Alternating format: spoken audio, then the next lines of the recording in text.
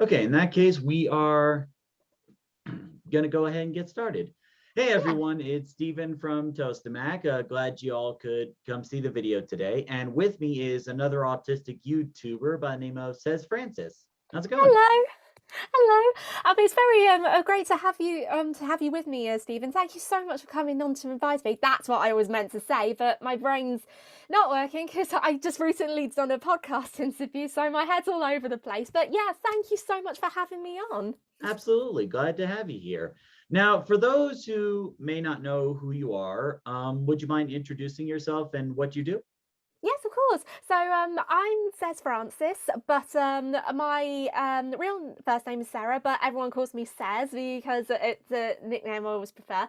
But I am an autistic YouTuber who lives across the pond in England because I know Stephen lives in America, and I am an ambassador for the autistic UK charity, the National Autistic Society, and with them I do some stuff with content creating, but I'm also a content creator myself, and I talk about videos mainly on autism, but I also talk about epilepsy, learning disabilities, and much more. And I consider myself as an autism advocate, but yeah, that's really much to say for you. Oh, I also run a podcast called The Social Wave Project.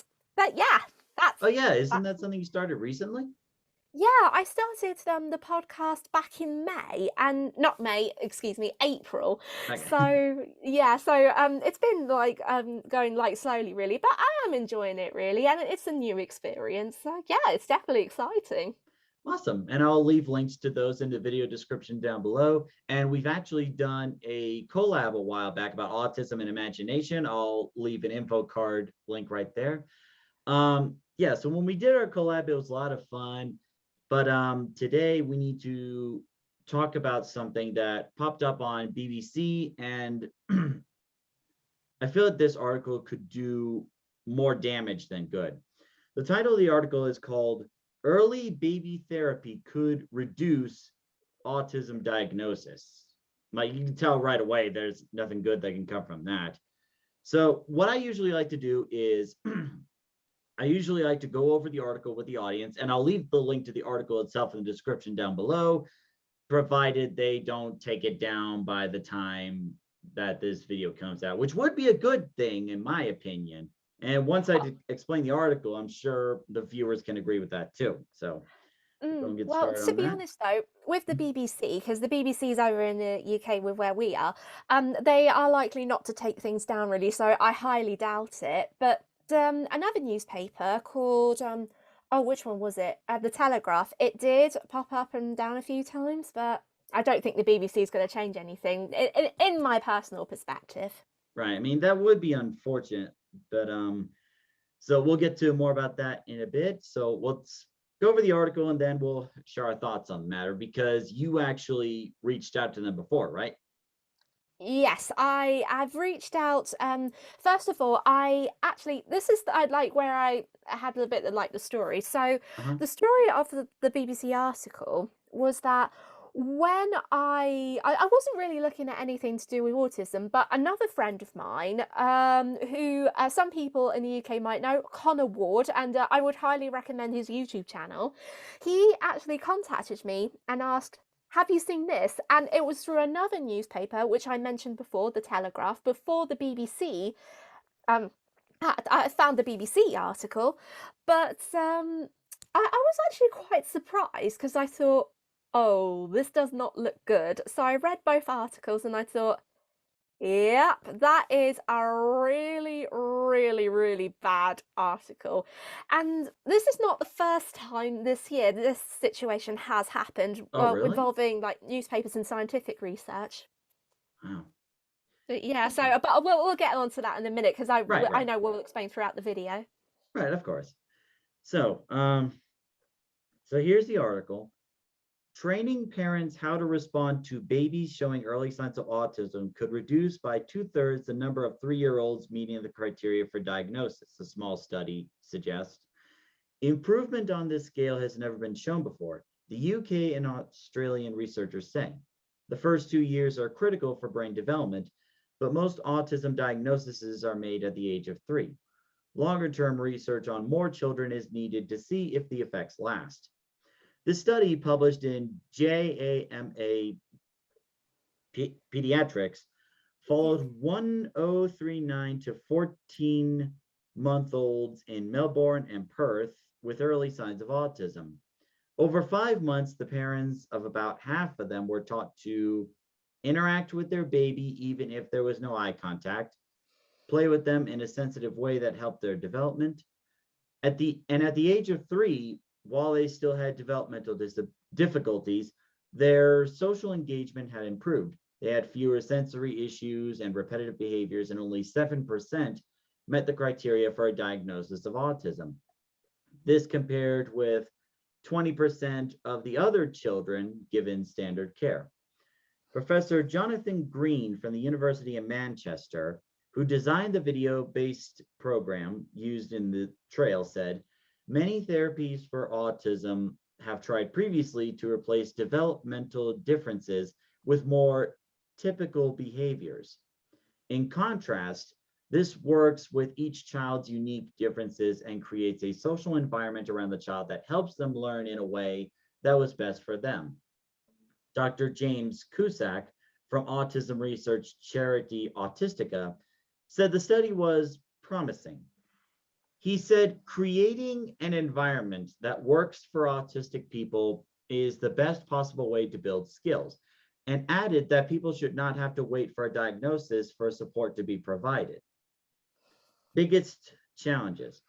But another charity, the National Autistic Society, said the study had a number of limitations. Autism is not a disease and not something that should be cured or lessened, head of policy Tom Nichols said.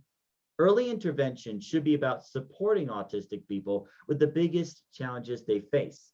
Professor Andrew Whitehouse, who was involved in the study, from the Telethon Kids Institute at the University of Western Australia, said the results were an important step forward. However, this is a genuine landmark moment for child health research, he said.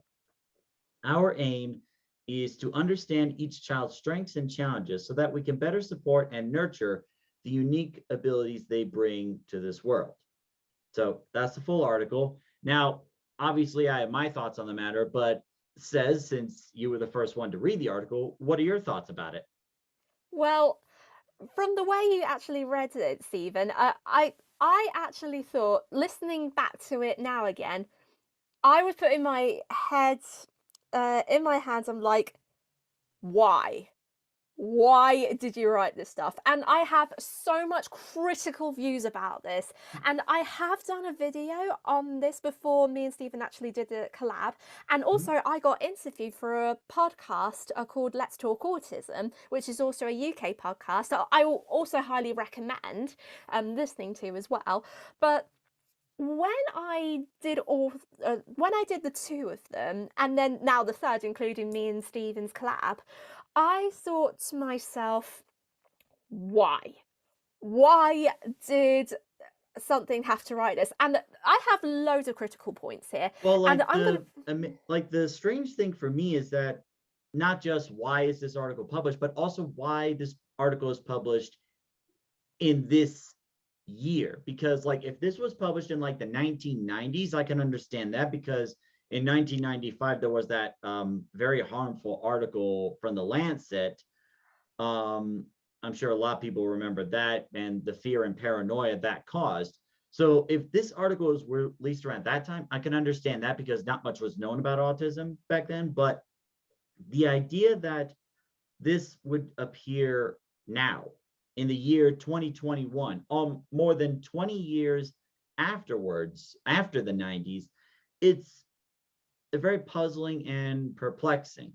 Like they may have good intentions, but I think the way they're going about it is just wrong. Oh yeah, definitely. I definitely agree with you, Stephen. And it's like what you said, really. So much has changed since 20 years ago, because looking into the 21st century, autism is being understood. And even though it's being understood, there are going to be a few hotly debated opinions, different topics, and various different beliefs. Some of them I would say a little bit like people want to make things up because they know everything, but I don't mean this in a horrible way because people have different reviews and I respect them. But every theory is like different, and from what I could see, um, it's just a way of scientists are trying to understand autism, but they are doing this in the wrong way. And this is something that is one of the critical points for me. And it's the same with another event which happened a few months ago as well. And it was with the University of Oxford, and they collaborated this project with the University of California, and I hope I got this university right. And they were doing a similar event, but in a different way. And that project that they did, well, event slash project, was called Spectrum 10K. And with that, they asked autistic individuals to actually send a member of the DNA with their own saliva. So basically, it's like Mhm. trying to prepare yourself in the chip, like you actually use a PCR test for COVID, and that will include like some research, and it will determine that between their DNA and their loved one's DNA, which is like family members, they wanted to prove to see if autism is genetically inherited. And I just thought And that's the this was dumbest thing. wait. This was like a few months ago? A few months ago this year, I'm not joking. Yeah, Yeah. yeah, it's like I'm pretty sure that was already established. Like, it's result of genetic DNA, it's something passed down from like the DNA strands. And it's interesting that you brought that up because this article, the way it describes it, it could give off the impression that whoever wrote this article may think that autism may be not a result of genetics, but rather a result of bad parenting, which we know it's not. And Mm. the reason that message is really harmful, and the reason it's so important for people to understand that autism is in fact within the genetics from the DNA, the reason it's important to understand that is for people that don't know much about autism. Like, as I was reading this article, I became worried about parents who just had a newborn child and just got the autism diagnosis, that they may be worried, they may be panicking about like what autism could mean. So they may be desperate, they may be looking for any answer. And the problem is that they see articles like this, they'll get the wrong idea. Like, there were some people who asked me a while back, and messages I saw throughout social media where people asked me, don't we have enough autism awareness? Shouldn't we focus more on autism acceptance? And I usually respond by saying, are there people that are still worried about autism? Are there people that are still asking questions about autism? Are there people that still think about the myths involving autism? Yeah, And that's like, definitely if people are still worried about it, if people are still asking questions about what autism is, then no, there's still not enough autism awareness. The acceptance part comes later. You have to be aware of a situation first, then comes the acceptance. Yeah, I definitely 100% agree with you. And it's really interesting to see like the difference there. And when I was actually reading the article and I compared that to the Spectrum 10K, I thought the patterns there were really, really weird and not good. And I said in the video that I did, I always tend to believe autism is not caused by anything else. It's not caused by bad parenting. It's not caused by genetics. Well, it can be, but not all the genetics really. But it's like invading someone's privacy, and then also trying to, and there was it could go on and on about this, and a lot of people keep saying to me, especially in America, that autism's caused by junk food and the COVID vaccine, and I just think, come on, Wait. There are really? people that are, oh, jeez. There are people that Yeah. are talk about COVID vaccines causing, oh, jeez. Yeah. I thought we'd be over this by now. It feels Oh, like when I mentioned earlier in this video about the Lancet article, that was talking about Dr. Andrew Wakefield and how he was saying that there was some sort of link between autism and the MMR vaccine, even though it was mentioned that he couldn't prove it. Of course, that got researchers interested, so they dove into it and found no such link. So mm, even though that idea was disproven, unfortunately, the damage had already been done.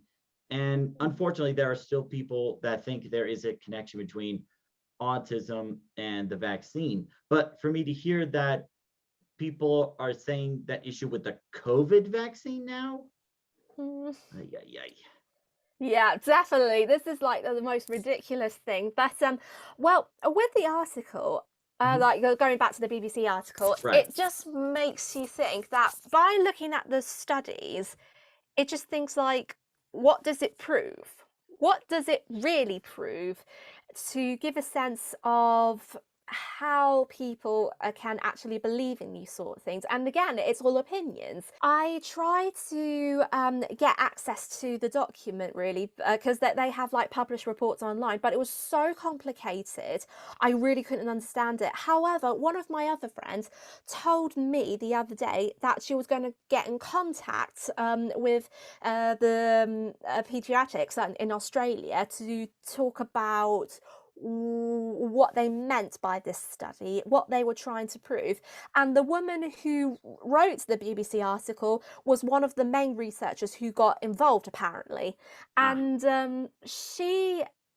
well, my friend, she hasn't really had a response back since then. She was a bit quiet about it. So I might have to ask her at some point. But if it's quiet, that usually means that they didn't get back to her. So yeah, it it could is be a really, lot of things. So, yeah, that's true. And it just goes to show really that is like really interesting. But I never heard of the Autistica, the charity on Australia before, but mhm. it makes you worry to see that if it's like autism speaks, that, and I'm not judging, and I don't want to judge any charity really, because Right, right. every charity actually has a different opinion. Well, except Autism Speaks, because it's just a lot of codswallop, and Mm. then they ask me, but in a way, it's trying to like try and see like different views and points because each country is going to be really different. And I think from what the guy from Autistica was trying to say is that there was one opinion he thinks, okay, this works, we fully support that, while the National Autistic Society in the UK says, no, we actually don't support it. We have different views on this. And this is that there's really strong opinions because the National Autistic Society, they're big on autism. They really care about everything that they do, and what they do is they get contact with people. They do lots of conferences here and there, and this is something I always tend to believe. If a charity can do that, then why not talk to someone who is autistic or while doing the research before you actually move forward into doing further research? This is what I would love to see from scientists and universities, because that will be so brilliant, because I feel there is a lack of that really, and that's what makes it so excluding. Right. And as you were mentioning, like the National Autistic Society, I think they've actually reached out to other autistic YouTubers as well. I think they reached out to you, they reached out to Indie Andy, and they also reached out to the Aspie World. And he's actually done a video about this too. I'll leave a link to that and those channels in the description down below. And as he was looking through this article, he was mentioning that some of the stuff here sounds pretty similar to ABA therapy or something like that. Did you get that impression too as you were reading the article? Oh yeah, definitely. I mean, Dan, the Aspie World, Dan, Right. he really has like strong opinions against ABA therapy, and all of us in the YouTube autistic community, in the UK are.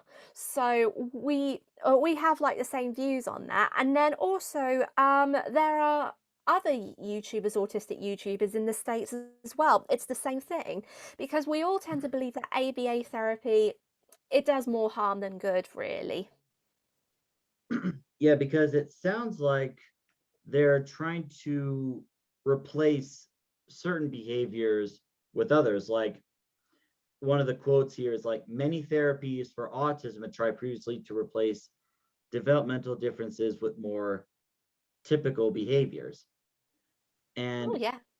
it sounds like while it may improve some of their social skills, what this could do in the long run is just basically mask the signs of autism. So the problem with that is if they still have autism, whether they get the diagnosis or not, then the problem becomes that later on they're going to face more difficulties and they're not going to get the support that they may need because they don't have the official diagnosis. So Mm. using a method that replaces a behavior with another, um,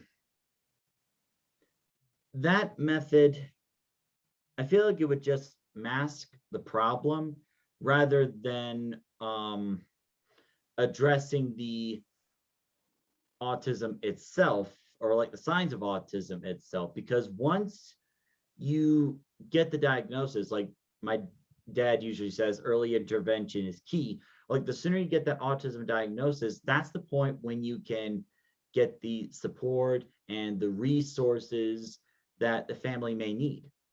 Yeah, exactly. And kudos to your dad were very wise words, actually. I actually liked his statement there. So good for you, Stephen's dad. And then also, it's interesting what you say in that thing, because I am going to say one example of this. And it is really interesting because sometimes when you look at the signs of getting diagnosed of autism, the oldest person that I read about who was to ever be diagnosed with autism, I believe was 80. And that's how late it was, really. But then, compared to like me, I was diagnosed when I was 3, but I was never told I was autistic until I was 10. And it was, well, not told, but discovered. Right. And it it was really interesting to see how much it has changed over the years, because masking your emotions and then masking about everything when you receive a diagnosis, it's tough and it's hard, because you find yourself you have to question your identity, and it's not just yourself, it's the others around you. And I think that's what the key worry is, because there's always going to be a chance that there's always going to be some difficulty in it. Let's just put it that way. And Right. I I think what people are trying to see or miscalculate or maybe misinterpret, which can lead to the wrong way, it's just about trying to find a solution. But there is no solution to ever be learning about or living with autism. It's about trying to find your own balance in life. And it's hard. It really is hard. But I think having voices, especially if you are someone who is autistic or knows someone who is autistic, having a voice is very important. And the more voices, the better, because even if we are living in the 21st century, more still needs to be done. And things are improving, but we still have a long way to go throughout all of this, really. And then it could possibly be the same after our lifetime, really, but who knows what's going to happen. I've got a copy of the email somewhere. I'll Oh, just try okay. and find it, because it's about really I don't know what it's like, really, because it was just like back and forth. Originally, it was just like we're waiting, waiting, waiting, and this is what I won't say what I said, because I know that I said I was autistic and I was very disappointed, and I think that I was a little bit harsh to say I think you need to have a really serious talk with your editor about this, because that was not on, definitely not on. But I will learn, but I won't learn, but I will read what they said, really. They said, the BBC said, and I quote, We Mhm. think this was a illegit. We think this. Sorry. We think this was a legitimate story for our health team report concerning what we make clear at the outset is a small study, which is also linked in the fifth paragraph so readers can understand more. The study opens by asking the question, does primitive intervention compared with usual care reduce the severity of autism symptoms and the likelihood of an autism spectrum disorder diagnosis in infants showing early signs of ASD? And we also think the article's headline and introduction offered a fair and accurate summary of its premise, I think, premise and findings, while including reaction from the autism research charity Autistica and the National Autistic Society. And it went on for the final paragraph to say that it said autism is not a disease and somehow should be cured or lessened, from Tim Nicholas of the National Autistic Society, and they said they have acknowledged that quote, but I don't really buy it, It in sounds all like they were honesty. trying to defend the article rather than like apologizing for it. Exactly, and they did say we received our apologies, really, but you're talking about something that the BBC have interviewed parents and carers and individuals with autism, and to come out with this, it's just like a betrayal. I Yeah, it just really seems like think a it's slap to the face for those people, you know? exactly. And they were trying to defend themselves, and I thought, oh God, no. And for the Telegraph, it was the same as well. It was Wow. like the same, but they had a very long statement about it. But I Mhm, actually read it in the Let's Talk Autism podcast that I did. mhm. And while their words were very complicated and all of that, and by the way, I'm sorry if I pronounce some of the names wrong because it was very hard to pronounce. That's all But right. I probably mispronounced a few things on this article too, so. it was just interesting to see how much the media actually tried to protect themselves. But this is what I thought in my mind.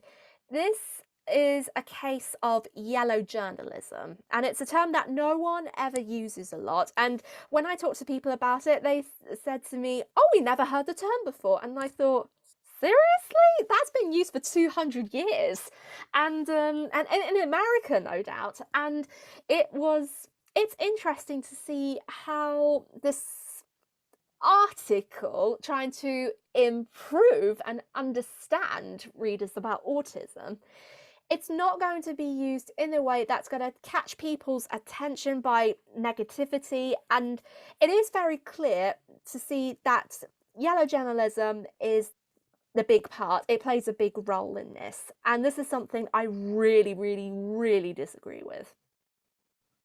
Yeah.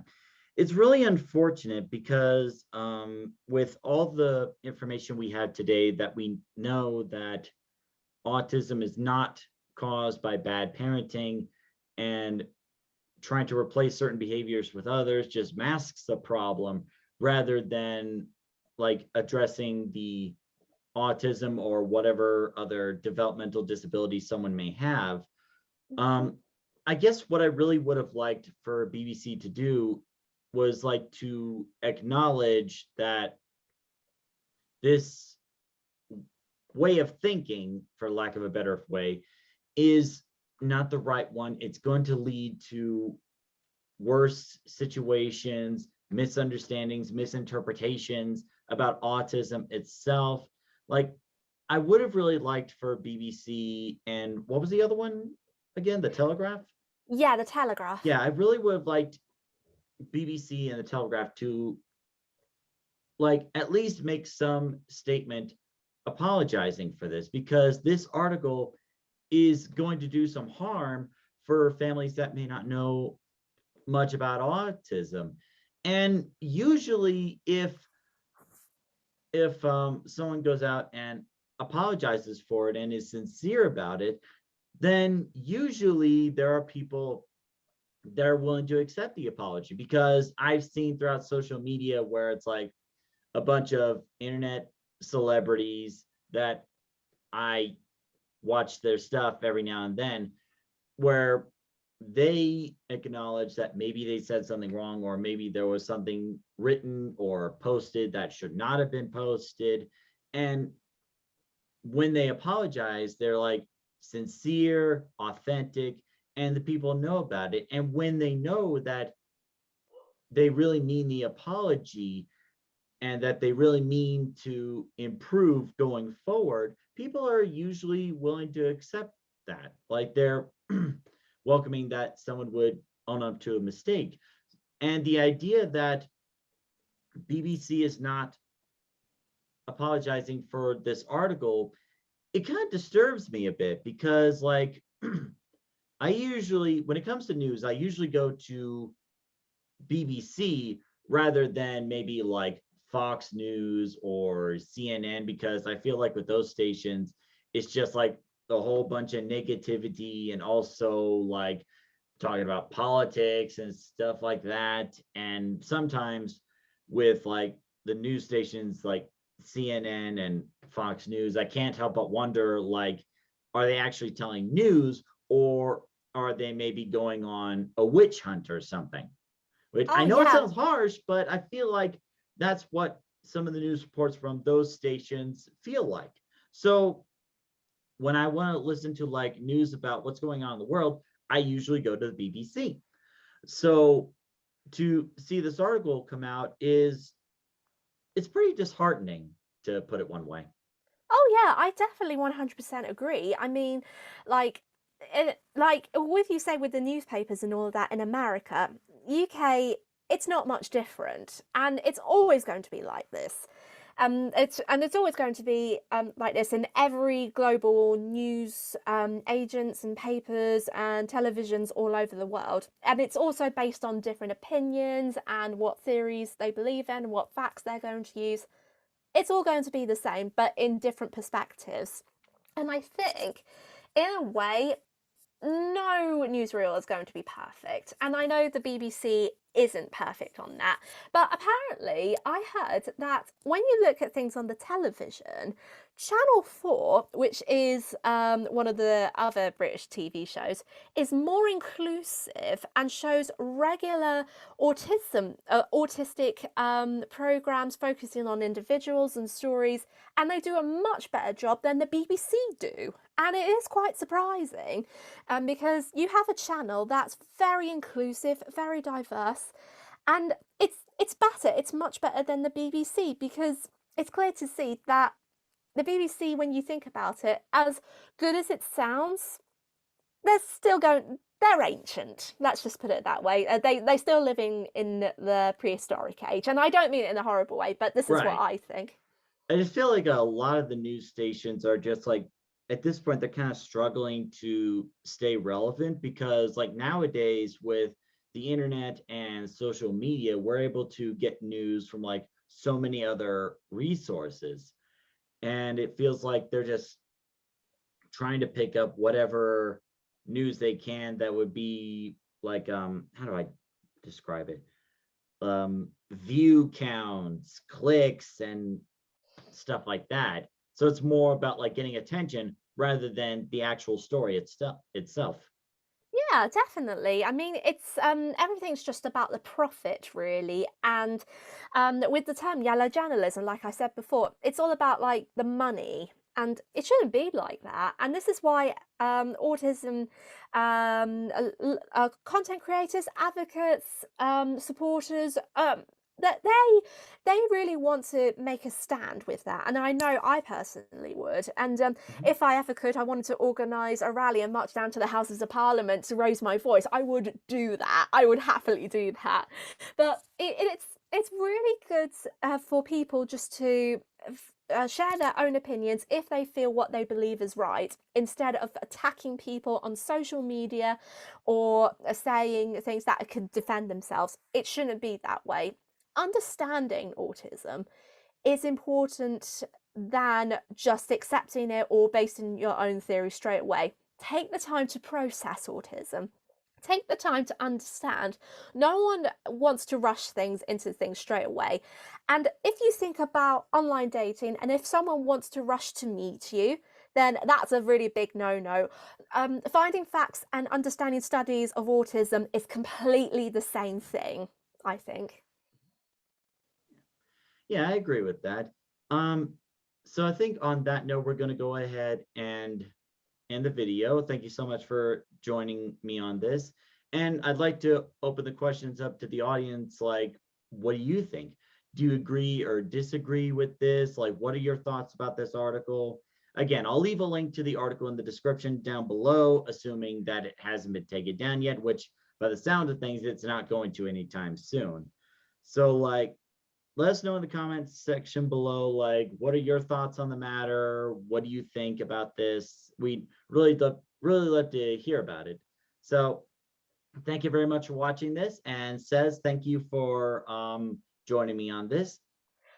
Oh, well, thank you so much, Stephen. It was an honor to be on your video as well. And I will share this video around because it was so great chatting to you. And hopefully we'll be doing more collab projects very soon. Yeah, I'll get to work on that, see what we could do. Um,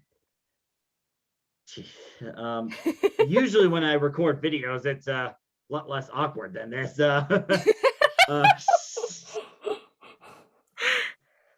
yeah, thank you for watching. And if you haven't already, check out Sez Francis's channel. She has a lot of amazing videos. I think you'll enjoy it. So thank you very much for watching. And until the next video, see you later.